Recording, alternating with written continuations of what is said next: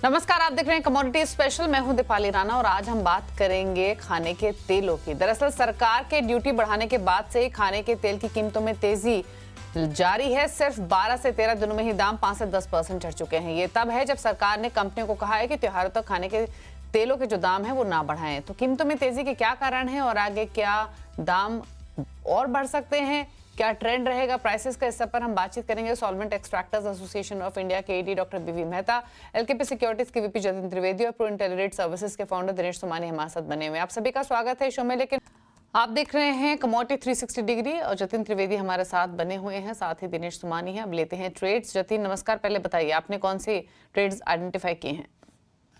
Deepali, trend base call दूंगा मैं। एक तो सिल्वर है जो एग्रेसिवली ट्रेड कर रहा है, बेस मेटल का सपोर्ट मिल रहा है, उसको गोल्ड का भी सपोर्ट मिल रहा है।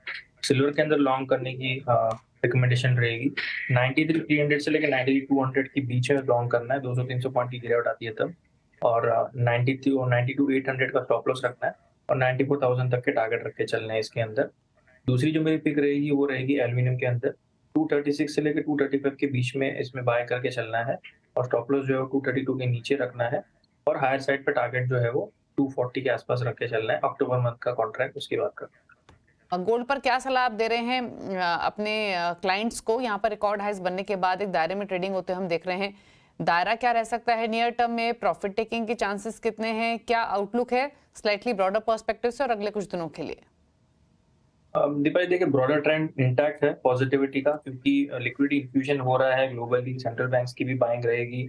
साथ ही साथ में जो liquidity infusion interest rate cut से जो मिलने वाला है वो अभी भी इंटैक्ट रहना चाहिए, क्योंकि 2024 के एंड तक और आधे बेसिस पॉइंट का जो कट है वो एक्सपेक्टेड है। और साथ ही साथ में नेक्स्ट ईयर के अनुमान भी है कि 1% और इंटरेस्ट रेट कट होंगे। तो लिक्विडिटी की कोई इशू यहाँ पर होने नहीं वाली है। जब तक कुछ नया ऐसा कुछ नेगेटिव नहीं आ जाता तब तक बुल्स जो है वो इसको ट्रेंड को राइड ही करेंगे। छोटी बड़ी जो भी गिरावट आ जाती है तुरंत उसके अंदर बाइंग आ जाती है। तो ट्रेंड बेस ही इसके अंदर व्यू पॉइंट लेके चलना है।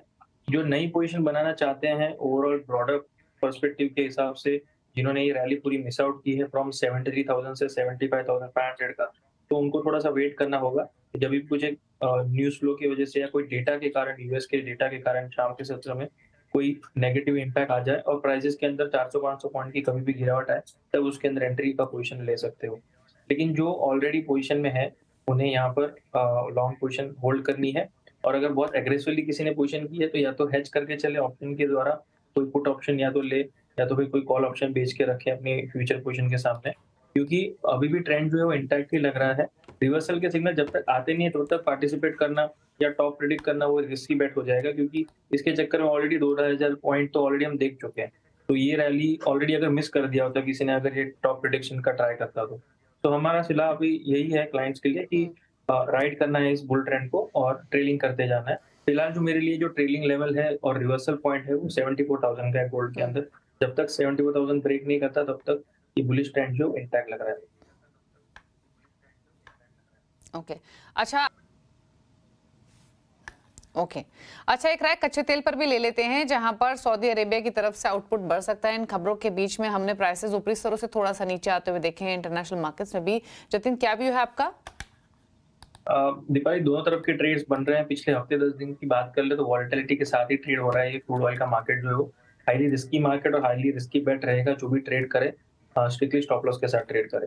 एक काउंटर बैट है मेरे पास इंट्राडे के लिए, मैं एक्सपेक्ट कर रहा हूँ कि थोड़ा सा फुल बैक आ सकता है टुवर्ड्स 5750 से लेके 5800 तक का। स्टॉप लॉस जो प्लेस करके चलना है आपको 5625 के नीचे प्लेस करना है।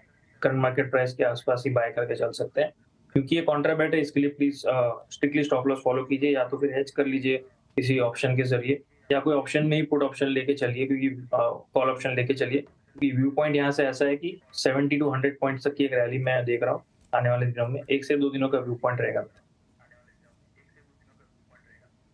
ओके, चलिए, तो ये रही स्ट्रैटेजीज आपके लिए। कच्चे तेल पर भी 5688 के मौजूदा लेवल्स देखने को मिल रहे हैं।